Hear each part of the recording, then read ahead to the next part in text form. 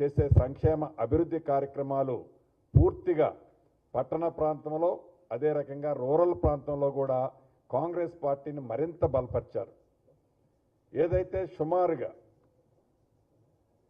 85 నియోజకవర్గాల్లో ఈనాడు అర్బన్ ఎన్నికలు జరిగాయో సుమారుగా 68 నియోజకవర్గాల అసెంబ్లీ నియోజకవర్గాల్లో కాంగ్రెస్ పార్టీని పూర్తిగా దీవించడం జరిగింది.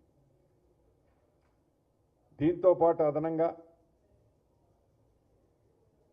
పూర్తి విశ్వాసం నమ్మకం ఉండటానికి పదే కేంద్ర ప్రభుత్వం బీజేపీ ప్రభుత్వం 12 సంవత్సరాలు చేసిన పరిపాలన, ఆనాడు 10 సంవత్సరాల దొరల పరిపాలన తెలంగాణ రాష్ట్రంలో చేసిన పరిపాలన, 2 సంవత్సరాల్లో ప్రజాప్రభుత్వం చేసిన పరిపాలనని కంపేర్ చేసుకుంటే తెలంగాణ రాష్ట్ర ప్రజలు అటు అర్బన్ ఇటు రూరల్లో కూడా పూర్తి ఆశీర్వాదం తక్కిందని చెప్పక తప్పదు.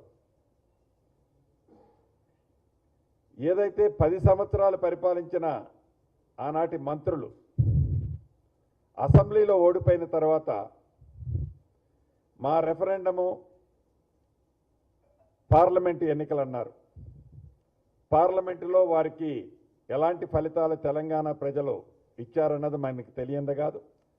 పార్లమెంట్ ఎన్నికలు అయిపోయిన తర్వాత ఏవైతే బై ఎలక్షన్ వచ్చాయో, జూబ్లీ హిల్స్ బై ఎలక్షను, ఇది మాకు మా పార్టీకి రెఫరెండం అన్నారు.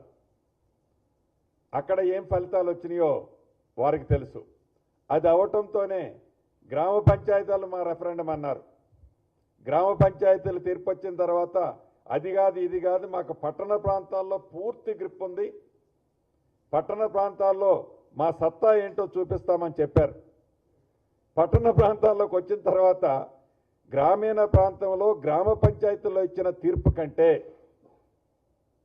అదనంగా 6 to 7% ఇప్పటి వరకు వచ్చిన ఫలితాలను బట్టి 6 to 7% అదనంగా పట్టణ ప్రాంత ప్రజలు కూడా కాంగ్రెస్ పార్టీని దీవించారు. ఈ సెమీఫైనల్స్ అని వారే అన్నారు. ఈ సెమీఫైనల్స్లో కూడా ఓడిపోతున్నామని గ్రహించి ఈరోజు ఉదయం కౌంటింగ్ స్టార్ట్ అయిన దగ్గర నుంచి నో నో నో నో మాకు ఇది కాదు, ఏదైతే గ్రేటర్ హైదరాబాద్ ఉందో ఈ గ్రేటర్ హైదరాబాద్ మాకు రెఫరెండం అని 1 by 1 అట్లా షిఫ్ట్ అవుతూ వారి కార్యకర్తల్ని ఇంకా ప్రజల్ని మభ్యపెట్టే తీరు చూస్తుంటే ఆశ్చర్యం అనిపిస్తుంది. ఈరోజు కూడా వారు ప్రెస్ ముందు మాట్లాడుకుంటూ ఇంకా ఏదో వారు అద్భుతాలు చేశాము, అబ్బా మాకు ఏమొచ్చాయని చెప్తున్నది చూస్తుంటే నవ్వొస్తుంది. ఏది ఏమైనా ఈ ప్రభుత్వానికి ఇందాక బట్టిగా చెప్పినట్టు మరింత బాధ్యత పెరిగింది. తప్పకుండా గౌరవ ముఖ్యమంత్రి రేవంత్ రెడ్డి గారి నాయకత్వంలోని ఈ ప్రభుత్వం కాంగ్రెస్ ప్రభుత్వం బాధ్యతాయుతంగా మాటలతో కాకుండా చేతలతో ఇచ్చిన ప్రతి కార్యక్రమాన్ని ఇచ్చిన ప్రతి హామీని తూచా తప్పకుండా ప్రజలకి అందిస్తున్నాం. కాబట్టే పూర్తి దీవెనలు ప్రజల నుంచి అందాయి.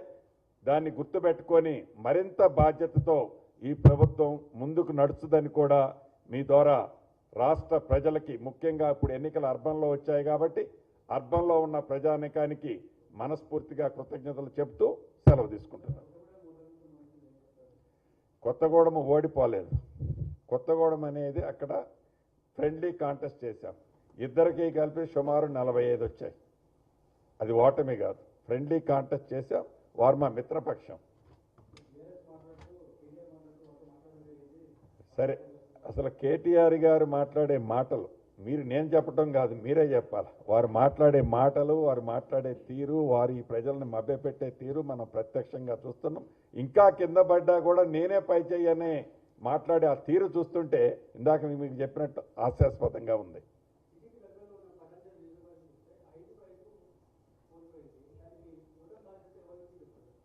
సో మీరు ప్రధానంగా గమనించాల్సింది పటాన్ చెరువు XYZ కంటే కూడా ఓవరాల్ స్టేట్లో అర్బన్ ప్రాంతంలో కాంగ్రెస్ పార్టీ ప్రభంజనం ఏదైతే ఉందో చాలా స్పష్టంగా కనిపించింది.